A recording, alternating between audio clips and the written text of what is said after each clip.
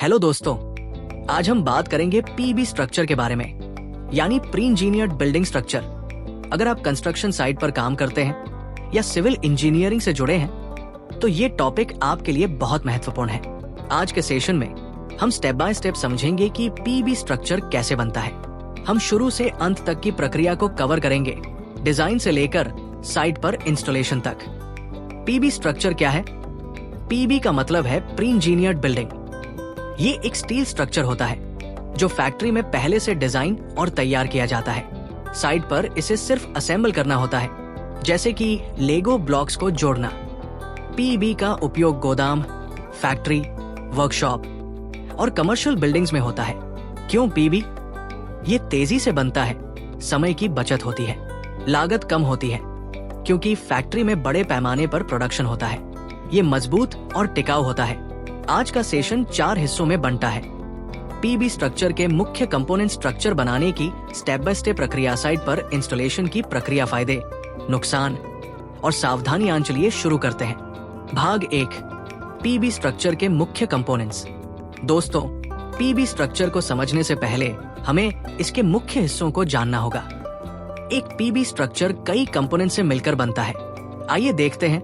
Primary frame, ये PB का मुख्य ढांचा होता है, जिसमें स्टील के कॉलम और राफ्टर्स शामिल होते हैं। कॉलम स्ट्रक्चर को वर्टिकल सपोर्ट देते हैं, राफ्टर्स छत को सपोर्ट करते हैं और ढलान स्लोप देते हैं। सेकेंडरी मेंबर्स, इसमें पर्लिन्स और गट्स शामिल होते हैं। पर्लिन्स छत की शीट को सपोर्ट करते हैं, गट्स दीवार की शीट को सपोर्ट करते हैं। शीटिंग, छत और दीवारों के लिए स्टील शीट्स का उपयोग होता है।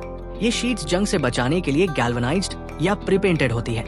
एक्सेसरीज, इसमें दरवाजे, खिड़कियां, वेंटिलेशन सिस्टम और स्काईलाइट शामिल होते हैं। ये स्ट्रक्चर को फंक्शनल और सुंदर बनाते हैं। फाउंडेशन और एंकर बोल्ट्स, पीबी स्ट्रक्चर को जमीन पर मजबूती से लगाने के लिए फाउंडेशन और एंकर बोल्ट्स का उपयोग होता है। साइट पर उदाहरण, अगर आप एक गोदाम की साइट पर हैं, तो वहां आपको बड़े बड़े स्टील कॉलम और राफ्टर्स दिखेंगे, जो पीबी के प्राइमरी फ्रेम का हिस्सा है।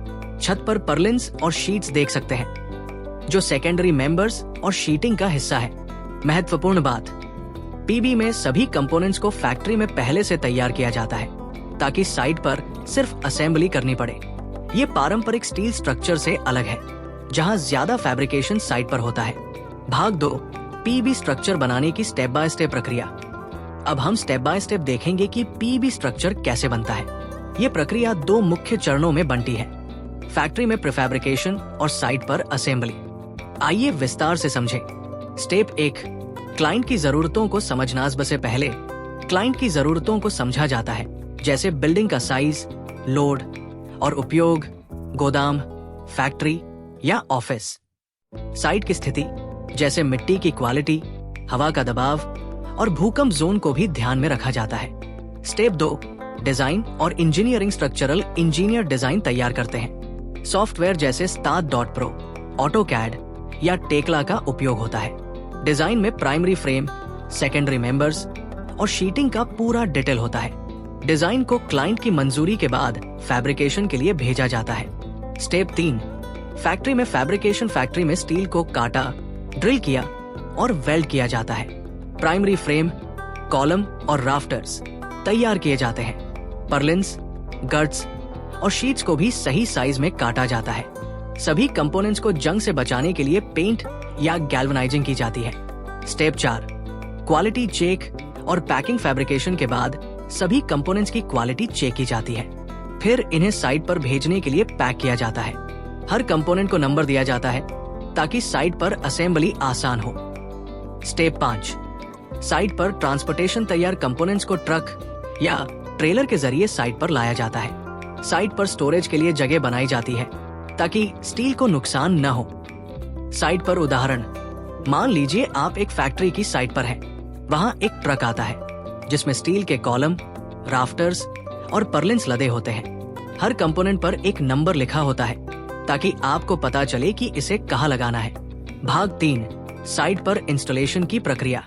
अब हम देखेंगे कि साइट पर पीबी स्ट्रक्चर को कैसे इंस्टॉल किया जाता है।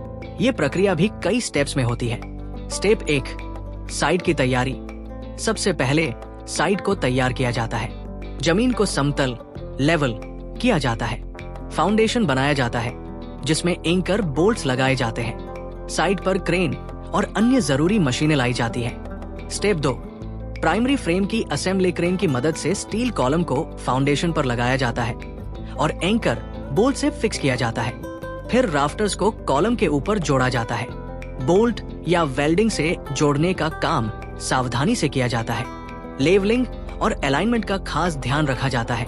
स्टेप 3, सेकेंडरी मेंबर्स की इंस्टॉलेशन पर्लिन्स को छत के राफ्टर्स पर लगाया जाता है। गर्ड्स को दीवारों के लिए कॉलम के बीच में फिक्स किया जाता है।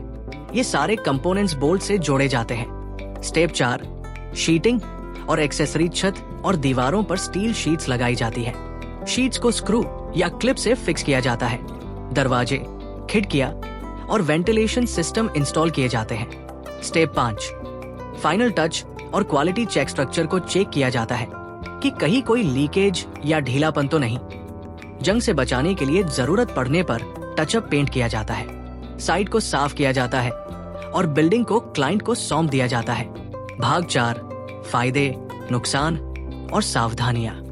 फायदे, तेजी से निर्माण। पीबी स्ट्रक्चर को साइट पर सिर्फ असेंबल करना होता है जिससे समय बचता है। लागत प्रभावी। फैक्ट्री में बड़े पैमाने पर प्रोडक्शन होने से लागत कम होती है। लचीलापन, डिजाइन में बदलाव आसानी से किए जा सकते हैं।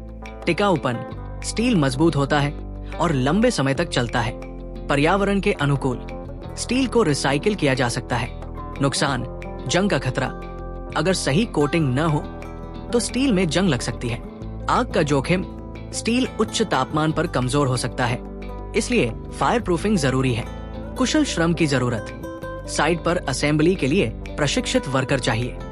सावधानियां, सभी वर्कर को safety gear, helmet, safety belt, gloves पहनने चाहिए। क्रेन का उपयोग सावधानी से करें और सिग्नल मैन की मदद लें। साइट पर स्टील को स्टोर करते समय उसे ढककर रखें ताकि बारिश से नुकसान न हो। बोल्ट और वेल्डिंग की क्वालिटी बार बार चेक करें।